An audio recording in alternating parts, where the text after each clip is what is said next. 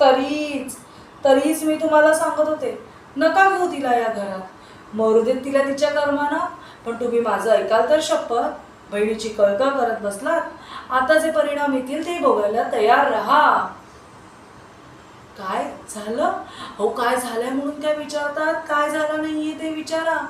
तुमच्या बहिणीने सगळ्या गावासमोर सांगून टाकलंय की येत्या अष्टमीला ती तिच्या नवऱ्यासोबत देवीची पूजा करणार आहे म्हणून. पण जर तसं नाही ना झालं तर अख्खं गाव आपल्या संपूर्ण घराला वाईट टाकणार आहे. कर्म तुमच्या बहिणीचं आणि शिक्षा आम्हाला का? आधीच गावातली लोक नवरा नसलेली बाई म्हणून काय काय बोलत आहेत. तुम्हाला सांगतेय मी, आत्ताच तिला आवरा.